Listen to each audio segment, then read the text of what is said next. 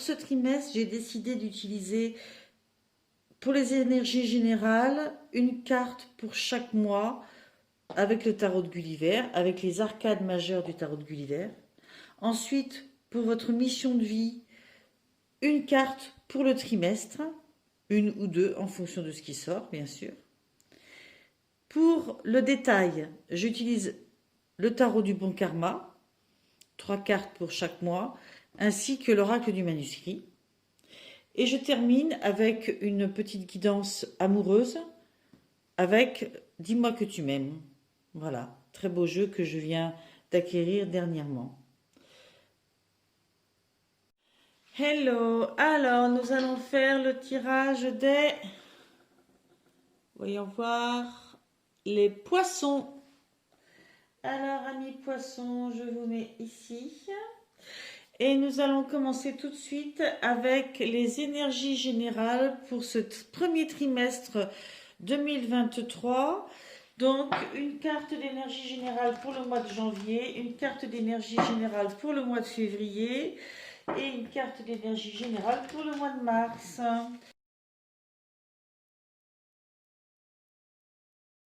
Alors, vous avez eu l'amoureux pour le mois de janvier.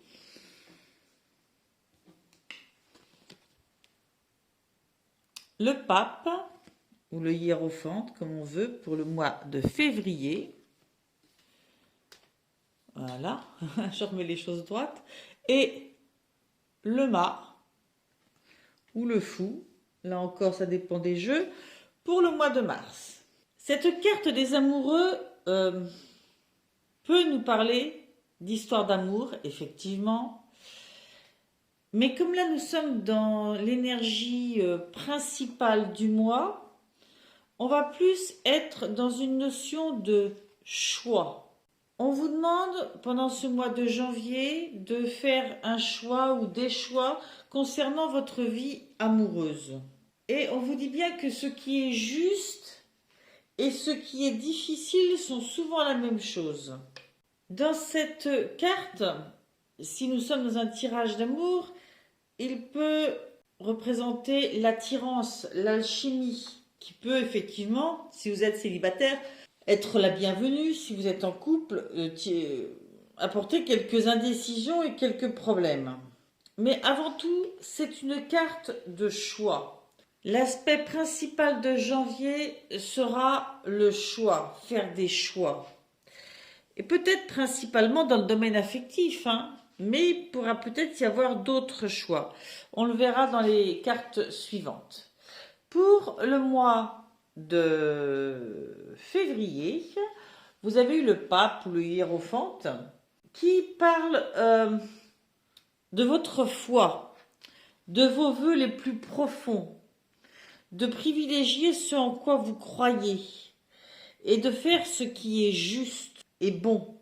Parce que en faisant ça, vous découvrirez votre propre vie et votre propre bonheur.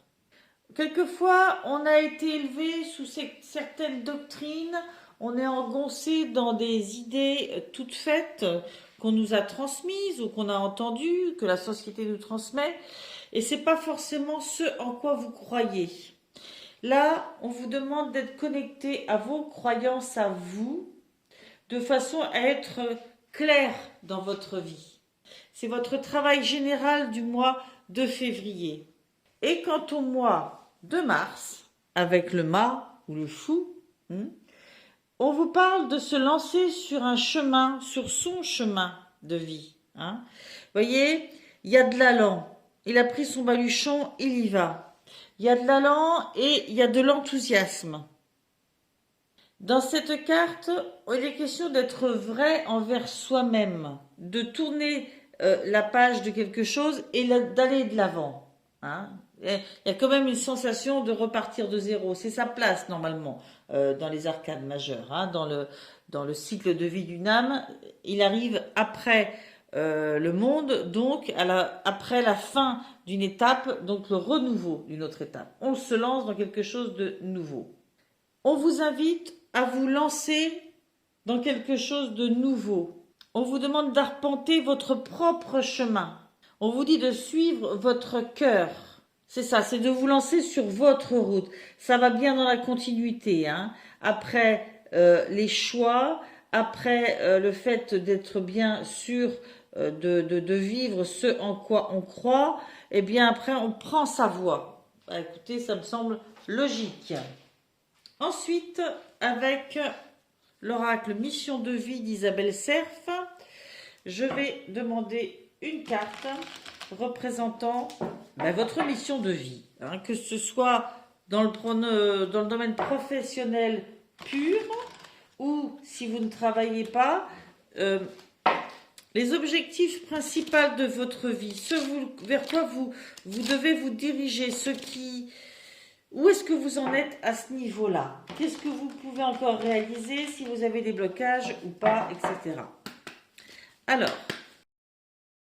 Alors, vous avez eu précipitation et manque d'ancrage. Alors là, on ne vous dit pas quel est en fait le but de votre vie, parce que je pense qu'on souhaite que vous le trouviez par vous-même pendant ce trimestre. Mais au contraire, on vous dit justement de prendre le temps de faire cette route-là, de ne pas vous précipiter, hein, et de bien être ancré. Le travail d'ancrage dans la vie, c'est quelque chose de très important. C'est un peu ce qui est fait là. Ça ne se joue pas dans la tête, ce qui se passe là. Il faut s'ancrer, être bien en contact, avec la terre, avec la nature et avec le présent. Sentir comment on se sent là, comment est son corps, comment est son âme dans ce moment présent, dans ce lieu, dans ce travail, dans cette relation, voilà, comment on se sent. Et ça se passe à l'intérieur du corps, pas dans la tête. Ok? Donc ce travail d'ancrage, il faut le travailler pour être bien campé sur qui on est, ce qu'on vaut, ce qu'on est, et après déterminer vers quoi on va. Hein. Donc il y a un travail à faire là-dessus. Et éviter justement les précipitations. Si vous bâclez ce travail sur votre ancrage, automatiquement, vous risquez de faire des erreurs par rapport à ce pourquoi vous êtes fait. On vous dit là que vos juges savent très bien que vous avez besoin de changement. Ils connaissent votre côté passionné. Sans jugement de leur part, ils savent très bien que quand vous souhaitez quelque chose, mettre quelque chose en place, il vous est très difficile d'attendre ou de respecter les étapes à suivre. Mais vous avez besoin, parce que vous avez besoin que ça bouge tout de suite et maintenant. Eh bien, vos guides vous mettent en garde, car vous pouvez avoir l'impression d'avancer rapidement alors que tout est guidé par l'énergie de la précipitation. Cela pourrait donner des blocages par la suite, mais aussi de la déception, car vous allez passer à côté de choses qui sont indispensables pour votre évolution et surtout votre évolution professionnelle. C'est bien ce que je vous expliquais. Ce manque d'ancrage, on vous dit que l'ancrage est en lien avec ton chakra racine. Vous les voyez, les racines? Et c'est grâce à lui que tu avances concrètement dans ta vie extérieure. Actuellement, tu n'es pas forcément ancré. Tu as beaucoup d'idées et de projets, mais tu dois avoir l'impression que rien n'avance dans ta vie extérieure, car cela te bloque dans une énergie de stagnation et de passivité. Tes guides te disent bien que tu dois prendre le temps de te reconnecter avec ton chakra racine. C'est ce que je vous expliquais. Que ce soit par de la méditation ou par un soin énergétique, je vous conseille le soin énergétique, il faut que tu te reconnectes avec la terre. Je disais que je vous conseille le soin énergétique parce que c'est la base d'abord pour vous aider à vous réancrer et ensuite l'entretien avec la méditation. Mais si vous êtes vraiment désancré, le soin énergétique peut vous faire gagner beaucoup de temps. Si tu ne le fais pas, alors tu auras toujours l'impression de faire du surplace ou de tourner en rond. Voilà. Un trimestre où il faut retrouver ses convictions, sa foi, ce pourquoi on est fait, et ça passe par du réancrage. Voilà. Et puis prendre son temps dans les prises de décision pour y voir clair avant de se lancer. Je vais mettre les énergies générales des mois de février et mars sur le côté ici. J'ai mis vos énergies principales de mission de vie ici pour que vous les voyez tout le temps. Et nous allons commencer le détail du mois de janvier. Nous allons procéder avec le tarot du bon karma qui sera complété avec l'oracle du manuscrit. Hop, on est parti. Je vais demander 3 cartes pour nos amis poissons pour ce mois de janvier 2023. Vous avez eu le roi d'épée accompagné de la dualité. Je vous les montre déjà toutes, comme ça je n'aurai plus besoin de les bouger. La lune, accompagnée de la carte les émotions. Et vous avez eu, le 2 de bâton, accompagné par la carte du soutien. Vous le comprenez bien, la dualité, il est question d'hésitation, de doute. Hein. On le voit bien, hein, si vous êtes avec l'énergie générale de l'amoureux, c'est bien qu'il y a des décisions à prendre, c'est bien qu'il y a des doutes et des hésitations. On prend rarement, hélas, ou peut-être tant mieux quelquefois, une décision à la va-vite. Avec le roi d'épée, on est dans la pensée. Hein. Les épées marquent la pensée. Et on vous demande, avec cette carte, d'avoir une perception globale, hein, globale et logique sur votre trajectoire. On vous demande d'être moins connecté à votre intellect, à vos pensées multiples, au petit hamster qui va dans la tête, ça ne vous fait pas avancer, et d'être plus connecté à votre intuition. On vous demande d'avoir votre ambition, vos ambitions, de savoir ce que vous voulez. Ce roi, il est logique, mais aussi tempéré. Vous voyez, il remue pas, hein. Il va pas dans tous les sens, hein. Non, il est ancré là et il écoute son intuition. De cette intuition, une pensée va venir prendre le dessus, une pensée, une intuition, une sensation maîtresse, elle, va mettre fin au doute et va venir l'aider à prendre justement, à prendre confiance en lui et à prendre les décisions ou la décision voulue. Soit c'est quelqu'un dans votre entourage qui va vous aider à à avoir cette attitude, mais j'y vois plutôt le fait qu'on vous invite, vous, à avoir une approche plus raisonnée, plus intuitive, plus intellectuelle, mais je ne pense pas à la pensée multiple à l'égard de votre situation. Vous voyez votre situation comme si vous la voyiez d'au-dessus, de façon bien globale, pour avoir comme une espèce de schéma de comment les choses sont positionnées, comment elles sont ordrées. C'est prendre de la hauteur. On n'est pas dans l'émotion. On ne se laisse pas traverser par plein d'émotions. Il y a une certaine vision froide, d'accord, qui va permettre de ne pas être dans la dualité et les hésitations. D'ailleurs, à suivre, vous avez la lune et les émotions. Cette lune, encore, vous parle d'être connecté à vos intuitions, à ce qui se dit à l'intérieur de vous, pas dans votre tête. On vous parle de faire silence et de laisser parler votre subconscient, de rester passif. Silence, passif. d'accord? Et d'observer ce qui se passe. On vous dit que les seules vraies peurs que vous pouvez avoir, c'est la peur elle-même.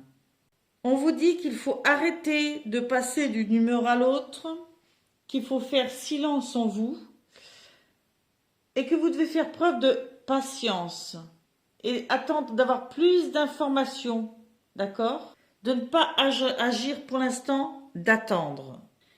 Si vous utilisez toutes ces émotions pour prendre une décision, elles sont probablement nourries de plein de choses que vous avez vécues dans le passé, bonnes ou moins bonnes, et elles peuvent ne pas vous faire prendre des décisions pour l'avenir qui soient objectives. Le 2 de bâton, le 2 c'est toujours une question de choix, et c'est comme si là, on vous demandait de vous engager dans ce que vous faites, de vous engager dans quelque chose qui est important pour vous, de croire en vos actions pour qu'elles soient couronnées de succès. On vous dit aussi que sans difficulté, sans prise de décision qui ne sont pas toujours faciles, eh bien, sans épreuve, il n'y a aucun progrès possible. Donc, là, quand on commence quelque chose de nouveau, eh bien, on fonctionne par étapes quelquefois. Hein, et à chaque étape, il faut se poser la question, est-ce que ça fonctionne? Est-ce que je suis sur la bonne voie? C'est tout le sens de votre tirage. Hein. Et avec, vous avez eu le soutien. Peut-être que pour certaines parts de décision, il ne faut pas hésiter à aller voir des gens qui vont justement vous permettre d'avoir ce regard, cette prise de hauteur, ce regard plus objectif, plus pragmatique. Ce qui vous aidera à prendre la décision sans passer par des milliers d'émotions. Je vais ranger notre mois de janvier ici. Oups. Voilà. Et je vais passer tout de suite au mois de février. Hop. Hop. Et hop. Alors, notre mois de février. Même chose, je ne vous le redis pas. Allez. Alors, vous avez eu le 8 d'épée, le 8 de bâton, de 8.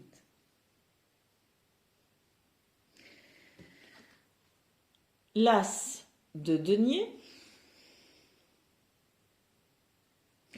Et avec, alors, il y a deux cartes qui sont tombées ensemble. J'ai hésité à les garder. Bon, je me suis décidée. Vous avez eu pour accompagner le 8 d'épée, méfiance et santé. Nous allons étudier ça de plus près ensuite. Vous avez eu pour accompagner le 8 de bâton, la fête. Et vous avez eu pour accompagner l'as de denier, l'examen.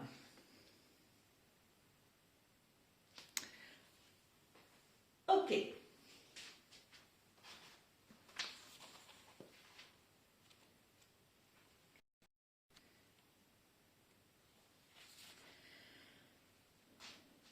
Alors, ce 8 d'épée, vous voyez ce personnage, il est soi-disant attaché, mais en même temps, il a ce qu'il faut pour couper les liens, ce qui lui permettrait après d'enlever le bandeau qu'il a sur les yeux et d'y voir clair, voir qu'il a la possibilité de reprendre le contrôle. Avec, vous avez en bas cette histoire de méfiance et de santé. Peut-être qu'on nous parle de méfiance maladive, donc de peur, mais des peurs bloquantes. Des peurs bloquantes sur lesquelles il faut peut-être travailler. Justement, c'est ce qu'il est question dans le fait de découvrir ce en quoi on croit. Il y a besoin de travailler peut-être là-dessus. On dit de cesser de vous sentir victime et de prendre le contrôle, de prendre les rênes. prendre conscience de quelle façon vous vous limitez vous-même. Franchement, je pense que vous le savez déjà et que c'est pas facile de se débarrasser de certains fonctionnements. C'est une carte qui vous dit que si vous voulez changer des choses dans votre vie, il faut changer de vision, d'état d'esprit. Il faut soigner peut-être certaines méfiances. Je ne dis pas qu'il ne faut pas être méfiant et vigilant dans sa vie. Loin de là, il faut le rester. Mais il y a une différence entre certaines peurs maladives et savoir se dire, ok, là ça vaut le coup, ça me va ou pas. Mais quand vraiment on se bloque soi-même, il y a quelque chose qui ne va pas. Et au-delà des peurs, il y a les croyances auto-limitantes, la façon dont vous voyez, ce que vous vous croyez capable de faire ou pas. Peut-être que début février, il y a quelque chose qui vous replonge un peu là-dedans. Ça ne dure pas, je pense que vous faites un travail là-dessus pendant ce mois de février parce que aussitôt après, nous avons le 8 de bâton. Hein? Dans les bâtons, on passe à l'action, clairement. Et ce 8 de bâton, lui, il saisit les opportunités. Il saisit les opportunités parce qu'il sait que c'est en saisissant les opportunités que d'autres vont se présenter. Une opportunité saisie égale d'autres opportunités qui s'ouvrent à vous. On vous dit, soyez prêts à dire oui, récoltez ce que vous avez semé et élargissez votre réseau. Il ne faut jamais s'arrêter d'élargir son réseau et de saisir des opportunités. Alors, oui, il faut choisir. On ne peut pas prendre tout ce qui se présente. Mais par contre, si on ne prend pas d'opportunité, si on n'avance pas, c'est pas normal non plus. Là, je pense qu'il y a un gros changement, une grosse étape qui se joue entre les deux. Et avec, vous avez la carte de la fête. Moi, j'y vois de l'enthousiasme. Un côté très joyeux, très festif. Vous sentir comme ça, pour vous, ça vous met en joie. Ça vous met dans un état de plaisir, comme si vous faisiez la fête, en fait. Tellement vous avez dû surmonter des choses pour faire ça. Alors, ça peut être aussi de savoir être heureux, avoir de la gratitude, fêter vos avancées, fêter vos opportunités. Voir ça de façon très joyeuse, très lumineuse. Et à suivre, vous avez l'as de denier. Cet as de denier qui représente quelque chose de nouveau dans le domaine pécunier ou concrétisation, réalisation. C'est comme si vous mettiez une pièce supplémentaire dans votre tirelire d'évolution personnelle, d'accomplissement. On vous demande d'investir en vous-même et de croire et d'imaginer votre futur vous, votre mode de vie, le mode de vie que vous souhaitez, le mode de vie qui est fait pour vous, qui correspond à vos valeurs, à vos croyances personnelles. Il y a peut-être une opportunité d'amélioration, une opportunité peut-être de passer un examen, un concours, d'investir dans quelque chose. Et on vous dit que c'est bon.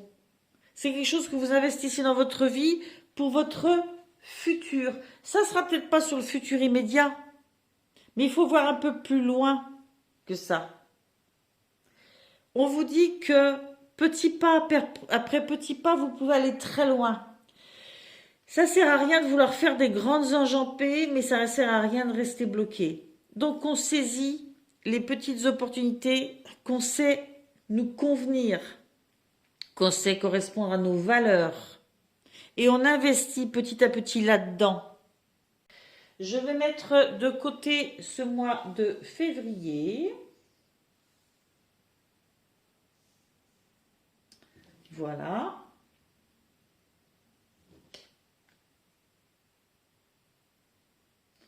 Hop. Pour pouvoir passer au mois de mars. Voilà. Et je mets mon mois de mars ici avec le mât. Hop. Donc même chose avec le tarot du bon karma, bien sûr. Hop. On est reparti. Pour ce mois de mars, vous avez eu l'étoile,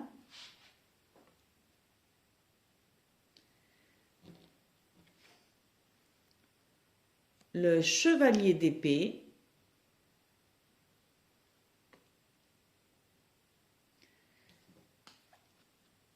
et le 2 de coupe.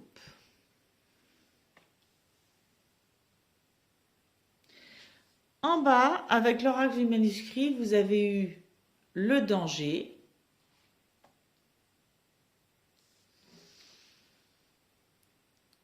la surprise et 3 cartes qui sont sorties ensemble. Je garde rarement 3 cartes, mais alors la phrase m'est venue tout de suite et je les ai gardées. Travail, choix et temps. Ok. Vous avez eu cette carte de l'étoile en début de mois que moi je relierais beaucoup à notre mât qui a envie de se lancer là, qui est prêt à démarrer, parce que cette carte de l'étoile vous parle de que ce soit vos espoirs, que vous puissiez rêver grand et d'aller au gré de vos inspirations, de remplacer les je ne peux pas par les je peux. Hein, et vos rêves par des réalités. C'est une des cartes les plus heureuses du tarot. Elle vous signale qu'un rêve est en train de se concrétiser et que vous pouvez accomplir le désir de votre cœur. Ok, et que vous pouvez rêver grand. Pour autant, on vous sort la carte des dangers. Il y a 2 façons de le voir. Soit que vous dépassez certains dangers en voyant grand, soit que vous pouvez miser grand, mais vous ne devez pas le faire à l'aveugle. Hein. Le mât a quelquefois quelque chose d'assez insouciant. Voilà, je pars, je me lance, je ne sais pas trop où, mais il y a un côté insouciant. Je pense qu'on peut être intuitif, être connecté à ce qu'on veut, accomplir ses rêves, croire dans ses rêves, vouloir réaliser ses rêves, sans pour autant perdre le sens des réalités et se lancer dans n'importe quoi. Il faut garder cette vision de hauteur dont on parlait tout à l'heure et continuer à se respecter et à respecter ses valeurs. Il n'est pas question de fantasmer quelque chose ici. Il est question d'aller au bout de ses rêves, de continuer à y croire en dépassant même les moments de crise, même les moments difficiles. Il est question de garder les yeux grands ouverts pour ne pas tomber dans des pièges non plus. Ok ? Mais une fois qu'on a évité un piège, on ne se dit pas « Ah là là, il y a des pièges, c'est pas par là qu'il faut que j'aille. » Non. On se dit « Yes, j'ai évité celui-là, je continue, je sais où est mon rêve. Je sais où est ma voie et j'avance. » Je continue. Notre chevalier d'épée. Les épées, on est clairement dans le mental. Là, c'est un mental très combatif. Hein. Il est prêt à en découdre. Et on vous dit de poursuivre vos ambitions. Là, du coup, c'est une carte qui vous conseille moins d'agir avec votre cœur, mais plus avec votre volonté. Mhm. La volonté d'atteindre vos ambitions. Une notion aussi de ne pas se laisser marcher dessus. En fait, considérez-vous comme l'acteur principal de votre vie, quoi. Vous n'avez pas dans votre vie à avoir le rôle secondaire. C'est vous que vous devez mettre en avant. Mhm. Avec ça, vous avez la carte de la surprise. Je pense qu'en ayant ce positionnement-là, ce que je viens de vous dire, être l'acteur principal de votre vie, ok, et pas vous laisser marcher sur les pieds, oh, surprise. Ben oui, parce que bien souvent, quand on a des travers à ne pas se laisser, à ne pas se faire respecter, eh ben, on n'attire pas à soi de bonnes choses. On va plus attirer des gens qui vont profiter de nous, on va plus attirer, voilà, des mauvaises surprises. Là, en l'occurrence, cette carte de la surprise est une carte neutre. Donc, c'est vous, par votre attitude, qui décidez si la surprise va être bonne ou mauvaise. Ok? Alors, à chaque fois que je dis un truc, je me dis non. Il ne faut pas qu'ils entendent ce que je n'ai pas voulu dire. Je n'ai pas dit que si vous aviez une mauvaise surprise dans votre vie, c'était à cause de vous. Non. Hein? Il y a des choses qui nous arrivent dans notre vie qui sont là pour qu'on comprenne quelque chose, pour qu'on modifie notre façon d'avancer. Bon, et puis il y a des choses qui ne sont pas drôles à vivre et que nous n'avons pas créées, que nous n'avons pas voulu. Je ne vous parle pas de ces surprises-là. Je vous parle du résultat d'un positionnement que vous pourriez avoir dans votre vie, dans votre chemin de vie. D'accord? Soyez combatif, soyez confiant dans vos qualités et soyez toujours campé, enraciné, campé sur vos valeurs. Voilà.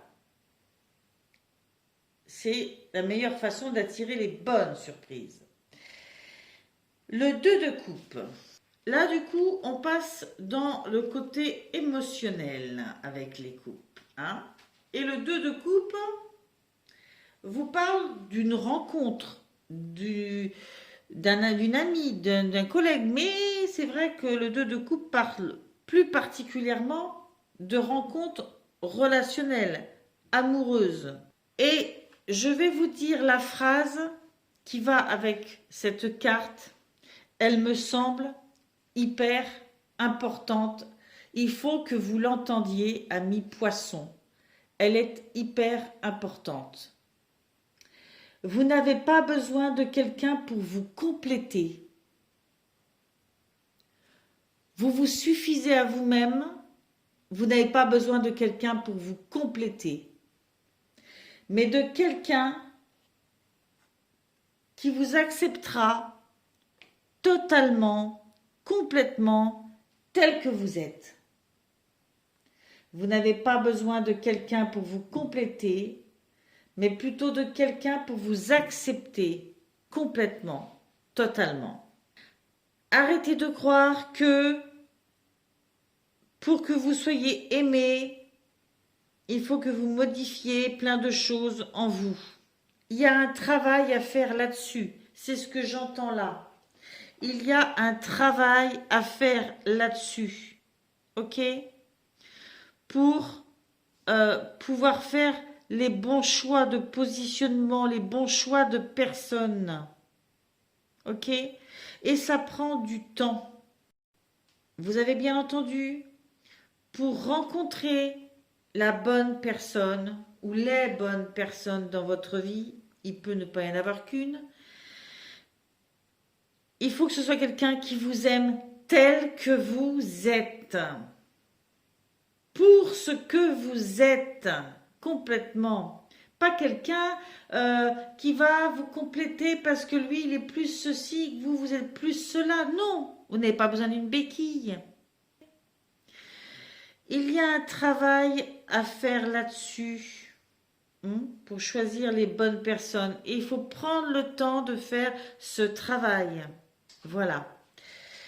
Allez, j'arrête là pour ce mois de mars. Ça va être un mois, enfin, ça va être un trimestre où vraiment vous allez beaucoup avancer sur la confiance en vous parce que tout ce que je vois là, euh, c'est du travail sur vous-même, mais vraiment l'aspect positif, quoi.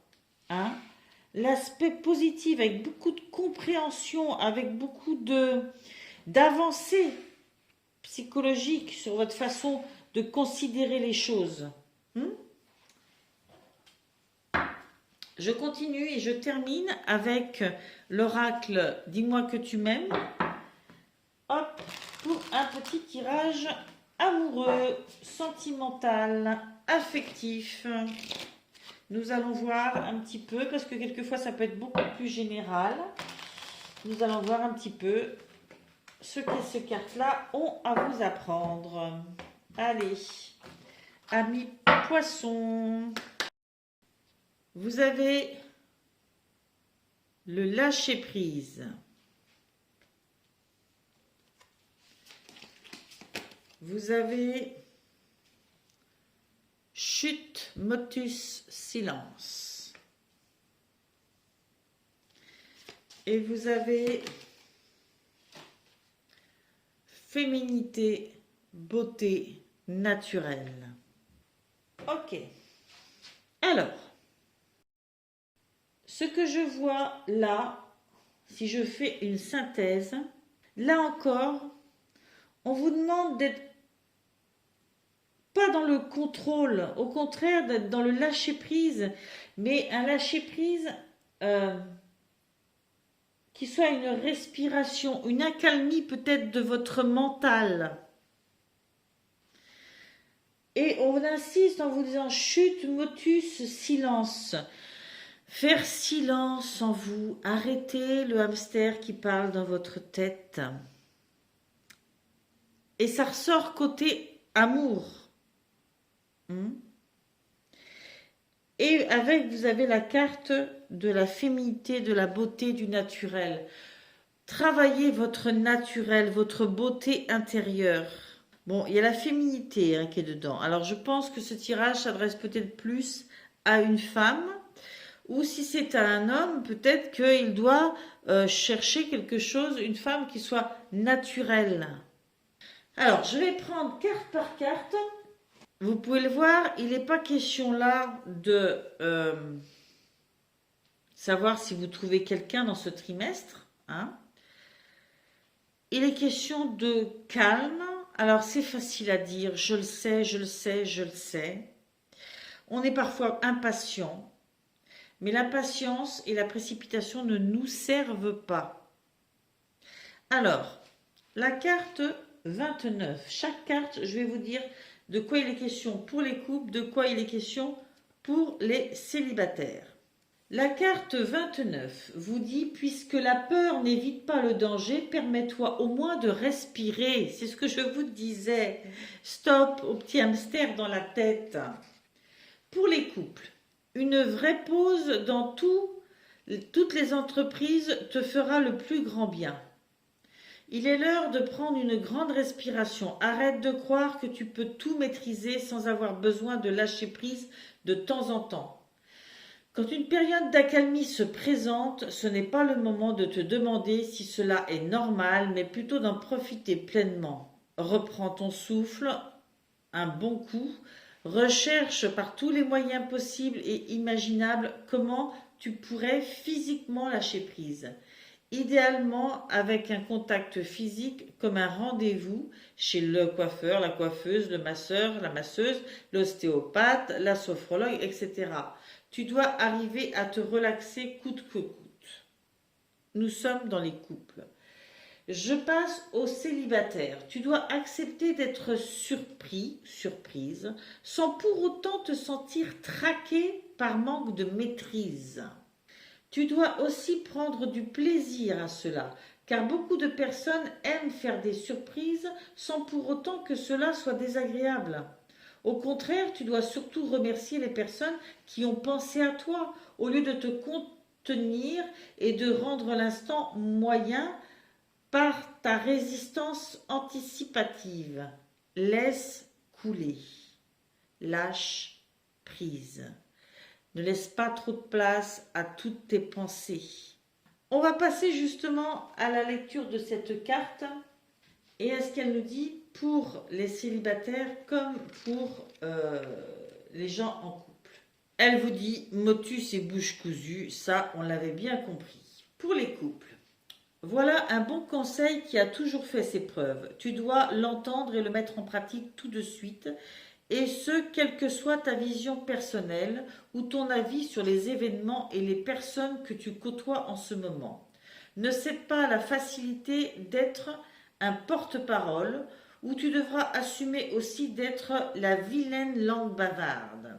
Garde pour toi les informations qui t'ont été confiées ou que tu as trouvées. Ne cherche surtout pas à les divulguer ou à mettre la puce à l'oreille à qui que ce soit. Ne donne pas ton opinion, laisse ici les autres parler. Le conseil de cette carte insiste lourdement sur le fait de te taire, quelle que soit la situation du moment ou à venir. Il y a un enjeu quand même là. Je ne sais pas de quoi il est question, hein.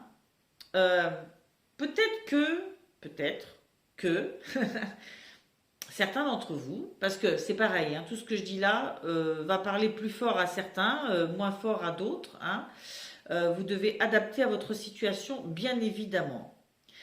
Mais peut-être que parfois, vous êtes impulsif, parfois effacé parce que vous vous sentez peut-être pas au niveau, et tout d'un coup très impulsif, avec l'envie d'affirmer haut et fort ce que vous pensez, ce que vous savez. Et du coup, ça passe peut-être d'un extrême à l'autre. Et on vous dit de savoir trouver par moment du lâcher-prise, arrêter le petit hamster dans la tête, simplement profiter d'un moment agréable, seul ou avec des gens, et de pas vous sentir obligé de vous faire entendre. Hein, quand vous sentez qu'il y a une espèce d'impulsivité à absolument dire quelque chose, tempérez-vous. Sachez attendre, bien réfléchir, bien écouter, avant peut-être de hurler haut et fort ce que vous avez à dire. Pour les célibataires, on vous dit ne parle pas pour ne rien dire, surtout si tu as déjà une piste potentielle avec quelqu'un ou quelqu'une que tu convoites. Ne crains donc pas d'être oublié et de te sentir obligé d'inonder l'autre de tes messages ou d'autres signaux de ta présence dans sa vie. Tu risquerais même avec ce type d'action d'étouffer l'autre et de finir par le faire ou la faire fuir. En plus, dans ce genre de cas, on finit toujours par se sentir rejeté inutilement, alors ne prends pas de risques et modère-toi, c'est ce que je vous disais. Votre positionnement, par peur peut-être de ne pas être entendu, par peur d'être une quantité négligeable, peut être quelquefois trop violente en parole, hein, trop imposante. Je ne sais pas, hein, c'est ce que je ressens, je vous dis ce qui me vient. Voilà, il y a un équilibre à trouver. Ça ne veut pas dire que vous ne direz pas ce que vous pensez jamais. Ça veut dire qu'il faut choisir et la bonne façon de le dire et le bon moment. Et c'est pas parce qu'à un moment donné dans une discussion vous ne donnez pas votre opinion qu'il n'aura pas son importance. C'est pas toujours les gens qui parlent fort tout le temps qu'on écoute le plus et qui vont avoir le plus de poids. En apparence comme ça, oui, mais en profondeur, pas vraiment. Et vous avez avec la carte numéro 4.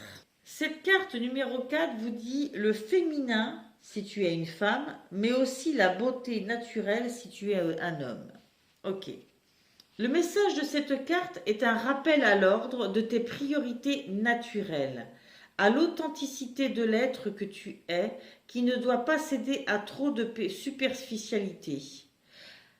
Avoir du style et du caractère, oui, mais devenir un personnage au grand désespoir de la personne que tu es vraiment, celle qui chérit ton âme, non. Accepte-toi physiquement, mentalement, psychologiquement tel que tu es vraiment. Les faux self, les fausses versions de toi-même trompe la marchandise, ce qui inévitablement créera à un moment donné des problèmes d'authenticité, de valeur, de respect et de communication avec les autres, surtout avec ta partenaire de cœur, qui sera incapable de deviner ce que tu désires et attends réellement. Parle au nom de ton cœur et non au nom de tes principes. Il y a une notion d'être vrai là, de ne pas vouloir se montrer autre que ce qu'on est, tout simplement. Aimez-vous et dites-vous que vous pouvez être aimé pour ce que vous êtes. Ça a déjà été dit plus haut dans le tirage. Pour les célibataires, on vous dit regarde-toi avec encore plus d'amour et bonifie cette image intérieure de toi-même avant de compter sur un tiers pour le faire. C'est exactement ce qu'on vient de dire là. Vous n'avez pas besoin de quelqu'un pour vous compléter, mais de quelqu'un pour vous aimer tel que vous êtes. C'est l'image que vous avez de vous qui influence tout. Vraiment. Il y a vraiment quelque chose à faire là-dessus. Pas pour tout le monde. Ce tirage ne s'adressera pas à tout le monde, j'en suis consciente. Eh bien, en tout cas, si ça vous donne des pistes pour avancer, à certains d'entre vous, ce sera déjà ça.